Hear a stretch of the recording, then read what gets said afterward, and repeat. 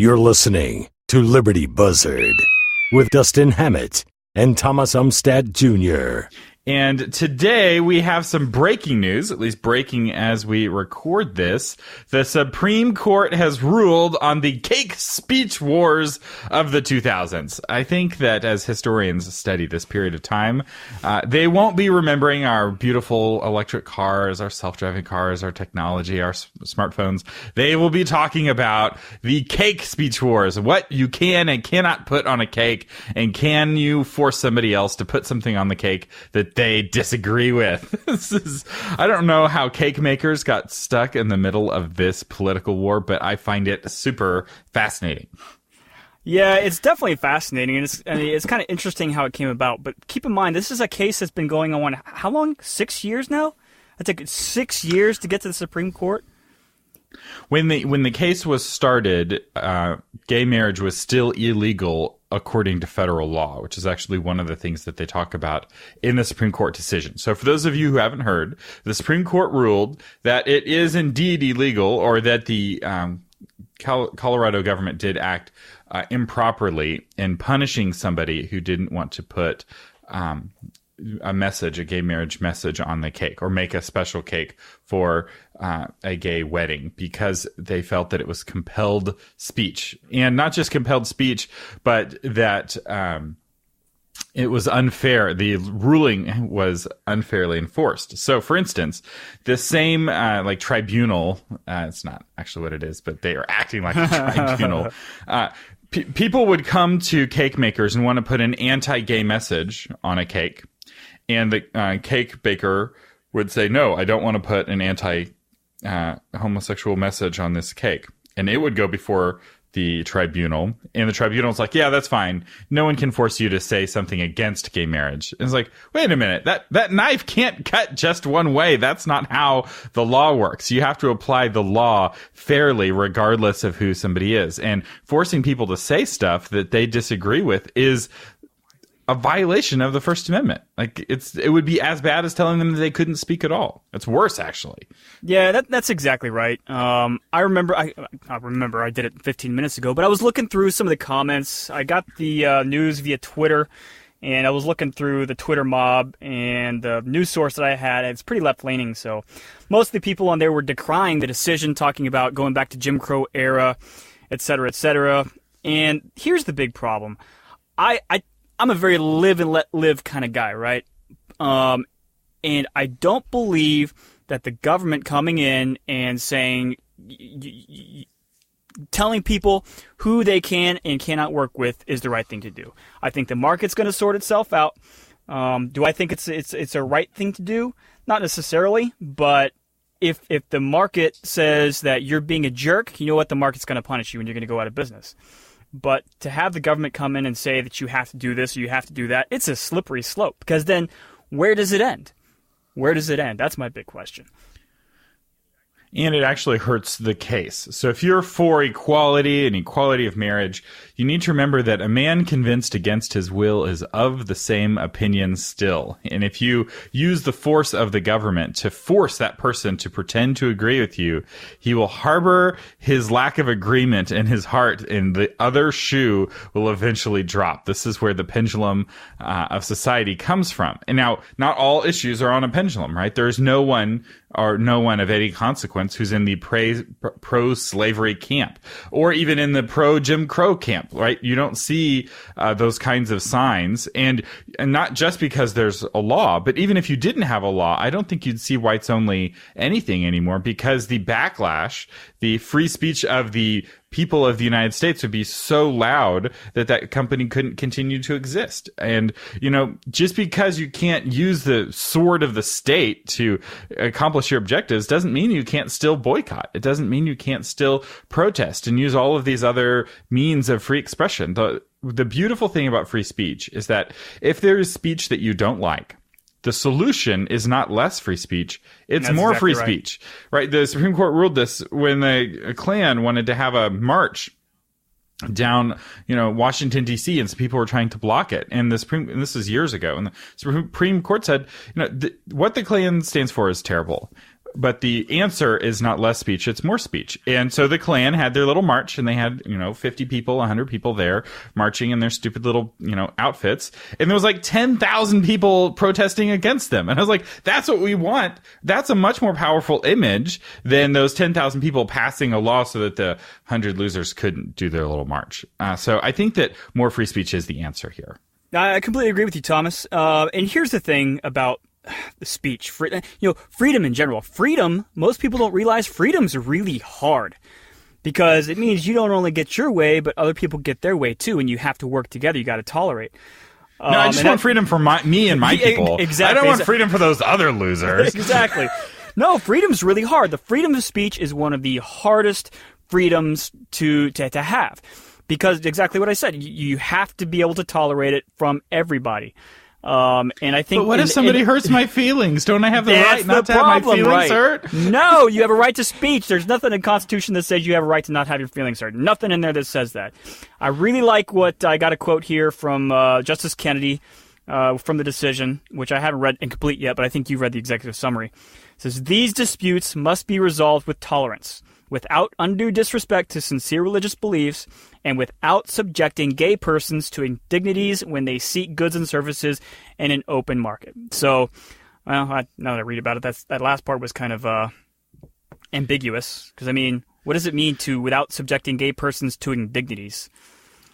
I'm subjected, Thomas, to indignity every time I'm caught in Austin traffic, and I don't like that. I'm subjected to indignity anytime I shop at Walmart after 9 o'clock at night because I've been classified as a Walmart person. I don't appreciate that. Are you going to be on the faces of Walmart anytime soon? Oh, I sure hope not. But the reality is, or what's interesting about this case is that it's a 7-2 ruling. So it's not your typical 5-4 ruling. Several of the quote unquote left-leaning judges switched over and voted with the conservative majority. And I think the reason they did this is that they can see very easily how this can be used the other way, right? And I've actually, talked with people who are in gay marriages, and they're like, yeah, I don't remember it was that long ago when we were the ones who are being, persecuted. And we know that can go back the other way, right? So the strong state who's like controlling what people can and cannot do is really scary. And just because it's on your side, and if you're a social justice warrior and you feel like, the tide is with you, the tide isn't always going to be with you. And if you introduce force, and let's face it, going to the government and trying to have somebody's business shut down by using the sword of the state is force, right? If this guy doesn't shut down his business in accordance with the, ruling from the tribunal, he's put in jail, like that is force. That is an escalation that I think is a very scary escalation. And I'm not often happy with what the Supreme Court does, but I'm happy with this on free speech grounds primarily. And also the other thing they talked about is freedom of religion, which is also in the first, amendment to the Constitution. So, he has two really solid clauses. You have freedom of speech and freedom of religion. And this tribunal really had negative things to say about his religion and comparing it to like Nazi Germany. And, this is a person who is not, anyway, it's not fair.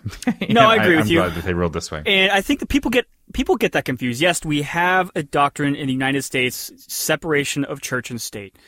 And there's good reason for that. There's good philosophy behind that of why the Founding Fathers created it that way. But it says, the Bill of Rights says the freedom of religion, not freedom from religion. And to go off on a segue here, I'm reminded of I think I read about this weekend, the American Legion tribute to the cross, and I can't remember where it is. I'm going to have to look it up. There is an appeals court that ruled, because it's in the shape of a cross, which is the shape of Christianity, that it must be taken down. And it's been there for 75 years, 100 years, something like that. It's this American Legion dedication to World War I soldiers who died in Europe. And I think to myself, those appeals court decisions, and it's in a public place. We can't even look at religious symbols anymore, and I think that's going a little bit over it. And I think this is kind of in that same vein. The freedom of speech is a difficult freedom to abide. whether you're a Christian, whether you're a Muslim, Buddhist, what have you, you're going to have to be able to abide and tolerate other aspects or other people's views, and that's one of the hardest things to do for a human being. It really is. I mean, we all want to be stuck in our own little world. What do these freedom from religion people want? Do they want all of the graves in Normandy to be plowed up? If you're offended by crosses, let me tell you, I've been to Europe. I've been to the graveyards, and there are a lot of crosses, acres and acres and acres of crosses sitting over tombs of soldiers who have died, military men and women who have died. And it's not all crosses. There's some Stars of David from time to time and some other things, but Justin, I don't know how this works. Like, do you designate ahead of time, like if you were to die in combat, what kind of symbol you want over your grave? I don't know how that works. Yeah, when you have your personal information, you can choose your preferred religion.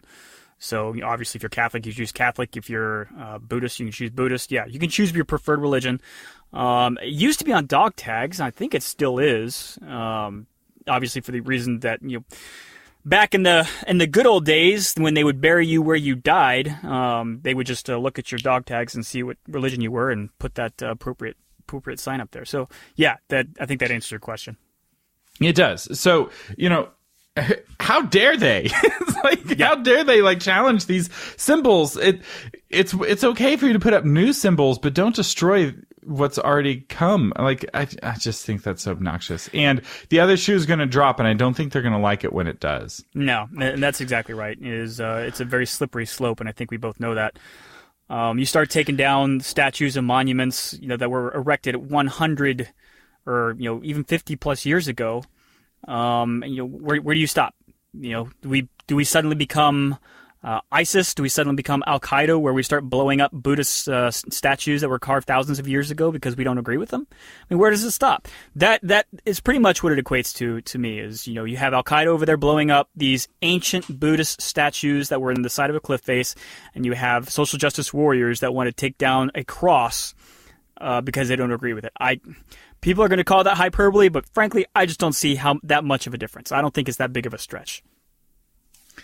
Yeah, speaking of things being a bit of a stretch, I don't know if you saw, but Trump has declared on Twitter, quote, "I have the absolute right to pardon myself." So apparently the presidential pardon power applies to the presidency now, at least according to Donald J. Trump, President of the United States of America. And I don't know what your thoughts are on this, but this is very scary to me because I've studied Roman history. And in Roman history, there was this Roman Republic, there was this concept that the executives were immune from prosecution. So as long as you stayed in an elected office, they couldn't go after you, the courts, for whatever bad things that you did. Which seemed like a good idea at the time, right? It keeps the courts from taking over the government. But the downside is that if you have somebody like Julius Caesar, who's totally going to get arrested for the bad stuff that he's done, he now cannot not win a race.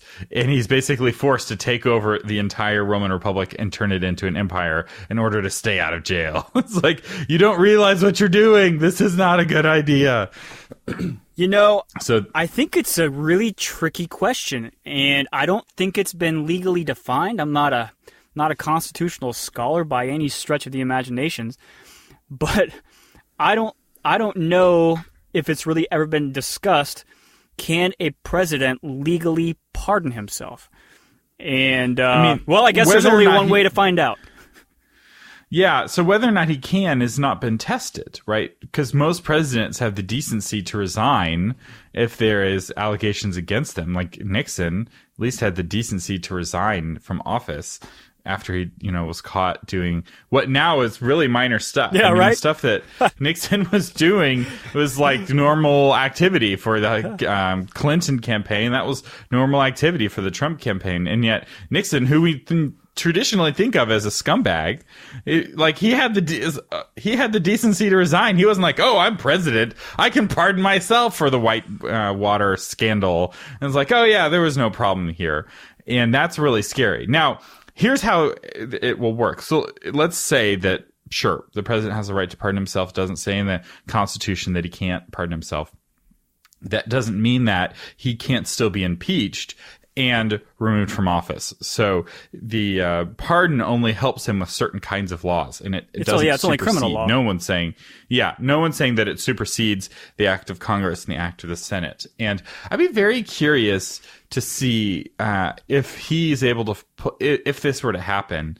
If I would definitely vote to impeach him, because I feel like that, more importantly than any issue right now, like we have issues that come and go. We're going to change the tax, laws one way or another, healthcare. These things are always changing and always in flux. But other things, once they happen, once the horses are out of the barn, you can never get them back in the barn. And extending executive power is like that. You never have a president who's like, I'm going to make the presidency less powerful. Every president makes the presidency more powerful, and every president brings us one step closer to some kind of totalitarian